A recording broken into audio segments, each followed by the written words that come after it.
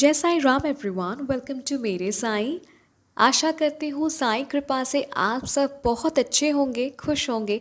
आज एक नया साईं अनुभव शेयर करूँगी आप सभी के साथ और रिक्वेस्ट करूँगी कि प्लीज़ इस अनुभव को बिना स्किप किए एंड तक सुनिएगा, ठीक है।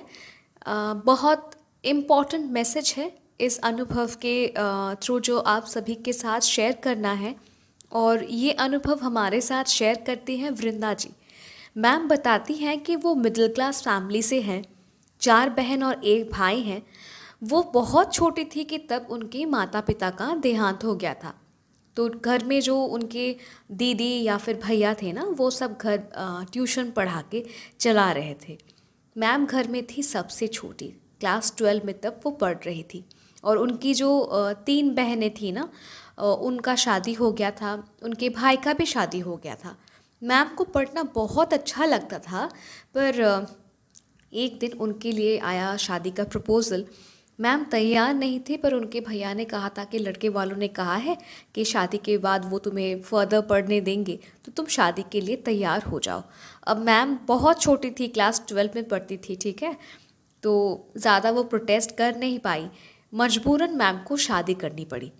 पर शादी के बाद उनका लाइफ और भी ज़्यादा कठिन हो गया।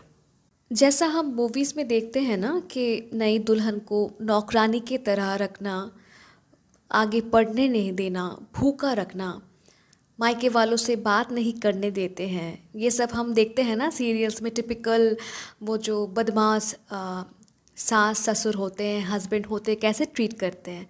तो ये सब मैम के साथ होने लगा, ठीक है। इवन मैम की जो सर्टिफिकेट्स थी ना, वो भी फाड़ दिया गया ताकि वो आगे पढ़ाई कंटिन्यू ना कर सके। शादी को बस 6 महीने ही हुए थे कि मैम हो गई प्रेग्नेंट। उनके मतलब मैम का एज भी बहुत कम था और उनकी प्रेगनेंसी बहुत कॉम्प्लिकेटेड थी। तो डॉक्टर ने उन्हें बेड रेस्ट सजेस्ट किया था कि टोटल बेड रेस्ट पे रहना है आपको। पर इनके इन लॉज और हस्बैंड बहुत बेरहम थे। इनको ठीक से खाना भी वो लोग प्रोवाइड नहीं करते थे। बहुत रोती थी मैम। और साईं बाबा को भी ना मैम का ये दुख दर्द देखा नहीं गया और बाबा इनके लाइफ में शामिल होते हैं। एक दिन उनकी पड़ोसन जो थी ना, उनसे मिलने आती है और उन्हें बाबा की फ़ोटो देती है और मैम से कहती है कि बाबा पर विश्वास रखो, तुम्हारी डिलीवरी सेफ़ होगी। और वो मैम से कहती है कि तुम साईं बाबा से प्रार्थना करो, वो सब संभाल लेंगे। और ये भी कहते हैं कि ये जो बाबा की फ़ोटो मैंने तुमको दिया है ना, ये अपने ससुराल वालों को या फिर पति को मत दिखाना। तो बाबा मैम के लाइफ पे शामिल खुद होने आए जब मैम को एक सहारा चाहिए था जो उनको सेफ रखे उनके प्रेगनेंसी के दौरान, राइट। मैम रोज़ साईं से प्रार्थना करती थी और बहुत रोती थी। अब प्रेगनेंसी के दौरान एक दिन मैम टॉयलेट गई और वो देखती हैं कि ब्लड डिस्चार्ज हो रहा है। तो वो बहुत घबरा गई थी और वो अपने हस्बैंड को बताती है।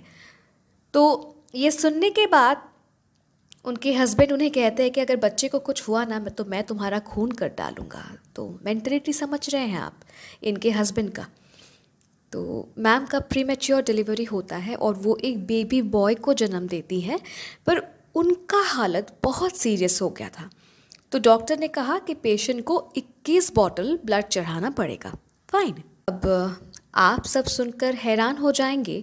उनके इन लॉज और हस्बैंड ने कहा था डॉक्टर से कि हमें लड़का मिल गया है, इस औरत को आप मार दो डॉक्टर, हम आपको इसके लिए पैसे देंगे, इस औरत को हम ब्लड नहीं चढ़ाएंगे, मतलब ब्लड चढ़ाने की कोई एक्स्ट्रा खर्च नहीं करेंगे, पर इनको मारने के लिए वो डॉक्टर को पैसे देने के लिए राज़ी थे।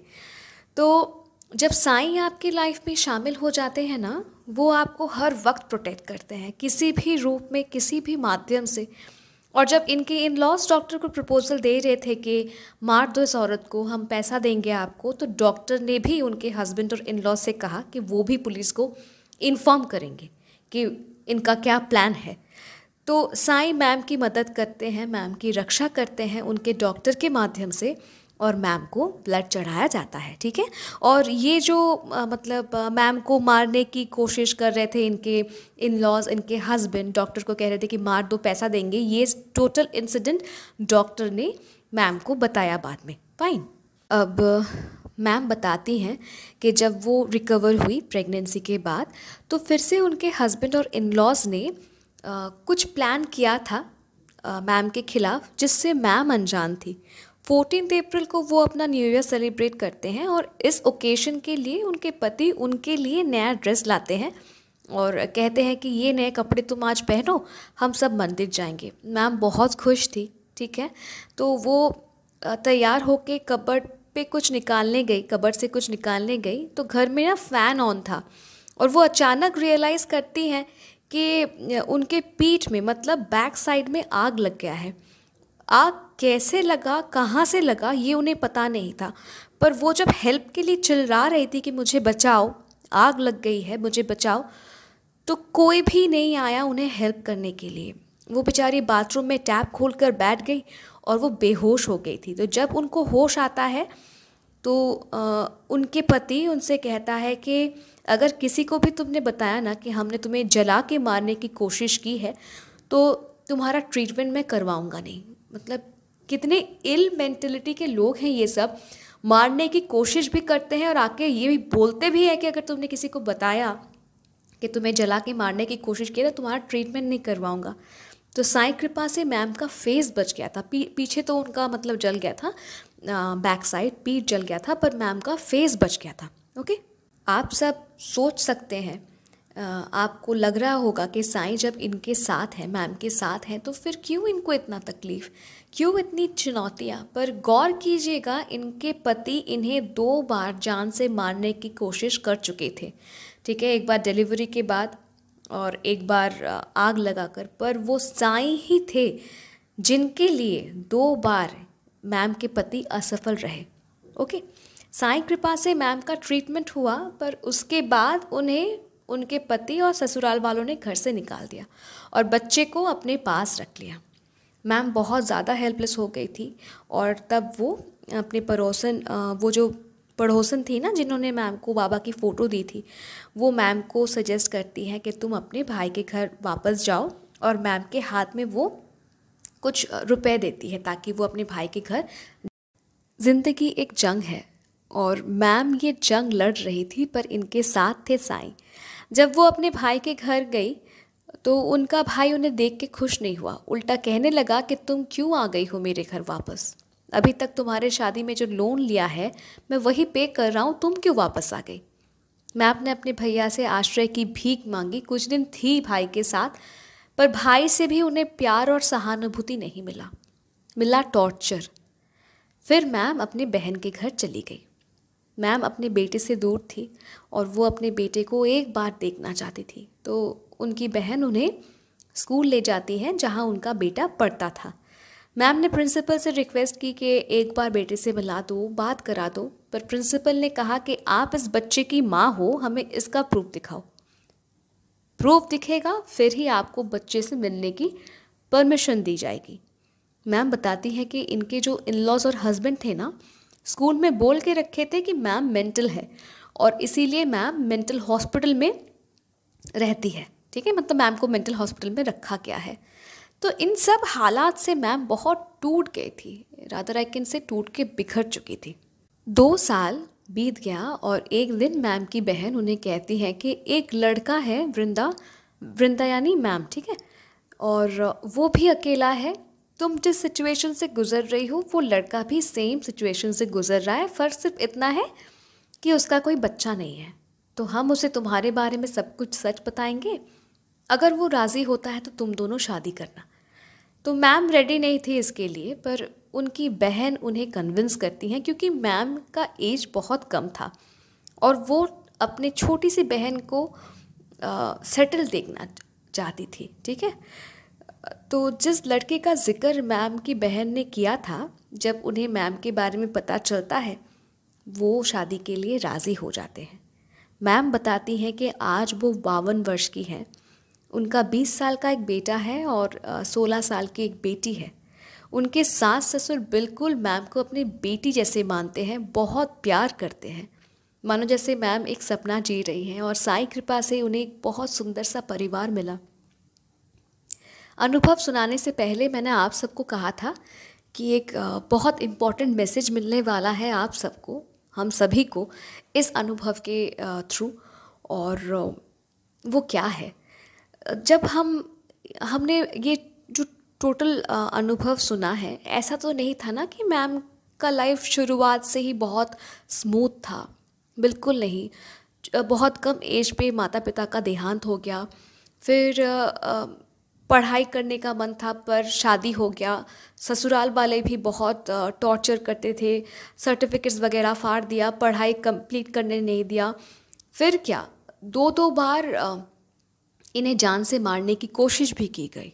ठीक है, हमने ये सुना। कभी कभी हम, और बात यह है कि मैम साईं भक्त भी नहीं है। ठीक है, तो कभी कभी क्या होता है ना, हम सोचते हैं कि बाबा को इतना पुकार रहे हैं, बाबा सुन भी पाते हैं क्या? बाबा के इतने कोटि कोटि भक्त हैं, उस बीच में बाबा क्या हमारी पुकार सुन पा रहे हैं? या फिर मैं इस प्रॉब्लम से गुजर रही हूँ या गुजर रहा हूँ, बाबा क्या मुझे देख भी पा रहे हैं? तो देखिए ना, मैम का ही मैं एग्जाम्पल लेती हूँ। मैम साईं भक्त नहीं है, ठीक है, पर बाबा है तो वो बाबा के ही संतान। तो जब बाबा को पता चला कि बाबा की एक बेटी इस मुश्किल वक्त से गुजर रही है, बाबा मैम के लाइफ में एंट्री करते हैं। कैसे? मैम के पड़ोसन के थ्रू, एक फ़ोटो के माध्यम से। ठीक है, इसके बाद देखिए दो बार मैम को जान से मारने की कोशिश की गई, पर वो साईं ही थे, साईं का प्रेजेंस ही था मैम के लाइफ पे, जिसके लिए मैम दो बार बच गई। ठीक है, उनके क्या कहते हैं, हस्बैंड इन लॉस ने 2 बार कोशिश भी किया था, पर वो असफल रहे मारने के लिए, क्योंकि साईं मैम की रक्षा कर रहे थे। अब ये भी कह सकते हैं कि ठीक है, साईं ने 2 बार बचा लिया, फिर भी मैम के लाइफ पे इतना प्रॉब्लम क्यों? मैम को तो घर से निकाल दिया गया। अगर साईं है इनके लाइफ में, तो मैम को उनके ससुराल वाले ने मतलब घर से निकाल क्यों दिया? साईं ने उनके हस्बैंड को चेंज क्यों नहीं किया? साईं तो सब कुछ कर सकते हैं। तो मैं बस इतना ही कहना चाहूँगी कि क्या होगा, किससे क्या होगा, क्यों नहीं हुआ, ये सब हमारी मतलब that's not our cup of tea. ये सब हमें नहीं सोचना है। जब साईं हमारे लाइफ के मतलब हरता करता विधाता है, ठीक है, हमारे जीवन की जो गाड़ी है ना, इनके चालक साईं हैं।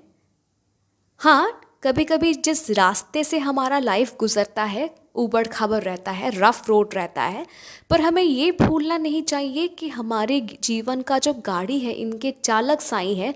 भले ही जिस रोड से अभी साईं गाड़ी को लेके जा रहे हैं थोड़ी ऊबड़ खाबड़ है, पर जो डेस्टिनेशन पे जाके हमारी गाड़ी रुकेगी ना, वो सुप्रीम होगी। जैसे देखिए, साईं मैम को अपने लाइफ के अप्स एंड डाउन से लेके आते हैं, और मैम को कहाँ ला के रोकते हैं, जहाँ मैम की शादी सर से होती है। और आज देखिए मैम अपने लाइफ पे कितनी खुश है। मैम का एक बेटा है, एक बेटी है, इतने लविंग पति है, इतने अच्छे ससुराल वाले हैं, राइट। तो बस इस अनुभव से बस आप सबको यही बताना चाहूँगी, यही मैसेज देना चाहूँगी कि लाइफ पे उतार चढ़ाव आती हैं, आती रहेंगी, पर इसका मतलब ये नहीं कि साईं आपको सुन नहीं रहे या साईं आपको देख नहीं पा रहे हैं। अगर साईं चुप है, किसी रीज़न के लिए चुप है, अगर साईं को आप मानते हैं कि साईं ही हमारे हरता करता विधाता है, तो साईं आपको जिस ट्रैक से लेके जा रहे हैं, चुपचाप साईं को विश्वास कीजिए, उस ट्रैक से चलिए। क्योंकि आपको इतना बस जानना होगा कि साईं आपको जिस मंजिल तक लेके जा रहे हैं ना, वो आपके लिए टॉप क्लास मंजिल होगा। ठीक है। So ma'am, thank you so very much अपना इतना सुंदर सा अनुभव हमारे साथ शेयर करने के लिए। और आप सबसे बस यही कहना चाहूँगी कि अगर अनुभव पसंद आया तो लाइक कीजिए। अगर मेरे साईं परिवार से जुड़ना चाहते हैं, बार बार अनुभव सुनना चाहते हैं, जुड़ जाइए मेरे साईं परिवार से, ओके। और अगर साईं अनुभव सुन के अच्छा लग रहा है, आप चाहते हैं कि दूसरे भी साईं के महिमा के बारे में जाने कि हमारे साईं कैसे हैं, तो उनके साथ ये अनुभव शेयर कीजिए। मिलती हूँ बहुत जल्दी एक नए साईं अनुभव के साथ। पर अगर आप भी अपना अनुभव मेरे साथ शेयर करना चाहते हैं, आप मुझे ईमेल कर सकते हैं, इंस्टाग्राम पे डायरेक्ट मैसेज कर सकते हैं, या फिर मेरे व्हाट्सएप नंबर में भी आप मुझे मैसेज कर सकते हैं। Instagram account ID, email ID और व्हाट्सएप नंबर तीनों ही डिस्क्रिप्शन पे दिया हुआ है। मुझे इंतज़ार रहेगा आपके मैसेज का, और मिलती हूँ बहुत जल्दी नए साईं अनुभव के साथ। टिल देन, जय साईं राम।